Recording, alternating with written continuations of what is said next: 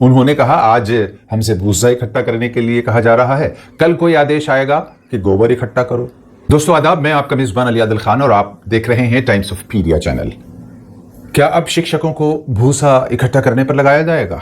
नवाबगंज बरेली के block education officer ने 22 मई को एक नोटिस जारी कर ब्लॉक के सभी स्कूलों को प्रति स्कूल 46 किलो दान का भूसा इकट्ठा करने का लिखित आदेश जारी करके शिक्षक वर्ग में बेचैनी पैदा कर दी थी। इस आदेश में कहा गया था, इस काम को 1 सप्ताह के अंदर पूरा किया जाना है।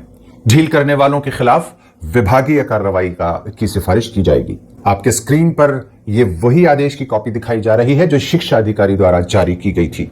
स्कूल्स को जारी किए गए इस आदेश में कहा गया था, आप सभी को निर्देश दिया जाता है कि 46 किलोग्राम भूसा यानी गायों का चारा या खुराक प्रति विद्यालय दान खंड विकास अधिकारी नवाबगंज या पशु चिकित्सा अधिकारी नवाबगंज के कार्यालय में देना सुनिश्चित करना होगा और दान की रसीद वहां से प्राप्त करनी होगी।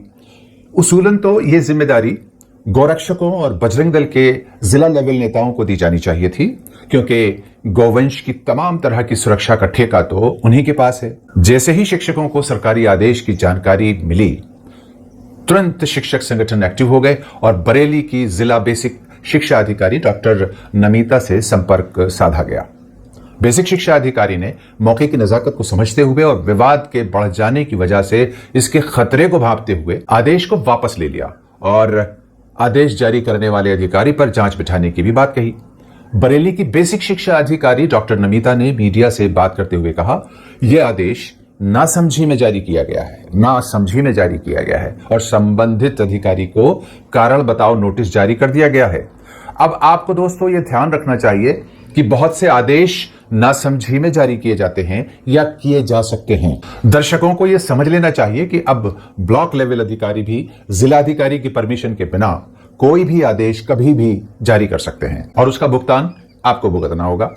यूनाइटेड टीचर्स एसोसिएशन बरेली के जिला अध्यक्ष भानु प्रताप सिंह ने मीडिया से बात करते हुए कहा, भूसा इकट्ठा करने का आदेश अब व्यवहारिक यानी इम्प्रैक्टिकल और गुरु की गरिमा के खिलाफ है। उन्होंने कहा, आज हमसे भूसा इकट्ठा करने के लिए कहा जा रहा है, कल कोई आदेश आएगा कि गोबर इकट्ठा करो। बरेली के ही एक और शिक्षक वीरेंद्र कुमार ने इस आदेश पर टिप्पणी करते हुए कहा, शिक्षकों को मजाक का विषय बनाकर रख दिया गया है। अगर शिक्षक हाथ में झोला लेकर भूसा इकट्ठा करेगा तो उसकी क्या गरिमा रह जाएगी समाज में और स्टूडेंट्स की नजर में।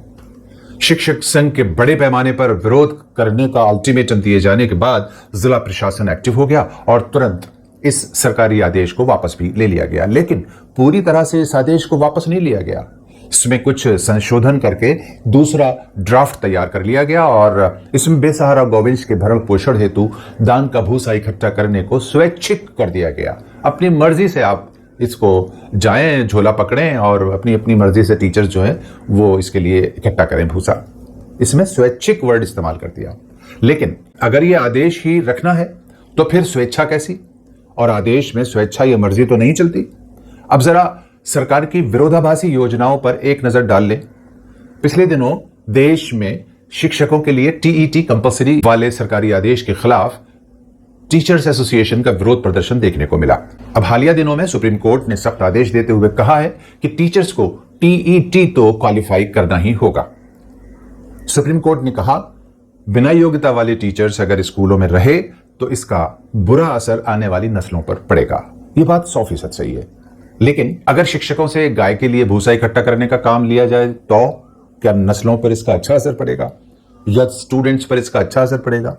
जब स्कूल्स में टीचर्स बच्चों के साथ धर्म और जाति के आधार पर पक्षपात करेंगे, जाति या धर्म सूचक जुमलों से पुकारेंगे या स्टूडेंट्स और उनके पेरेंट्स को धर्म और जाति देखकर उनको प्रताड़ित करेंगे और सजा देंगे, तो देश का भविष्य क्या होगा? इस पर सुप्रीम कोर्ट कब संज्ञान लेगा और कब आदेश पारित करेगा? कलकत्ता में गोवंश की कुर्बानी पर सरकारी पाबंदी और 14 वर्ष से ऊपर के गोवंश को यानी गाय को खाने की इजाजत यानी जिबा करने की इजाजत दिए जाने के सरकारी फरमान के बाद हिंदू किसानों का विरोध अभी भी चल रहा है और आईआईटी जैसे संस्थानों में गाय के मूत्र और गोबर पर शोध के लिए प्रोग्राम आयोजित किए गए हैं, आपको पता है।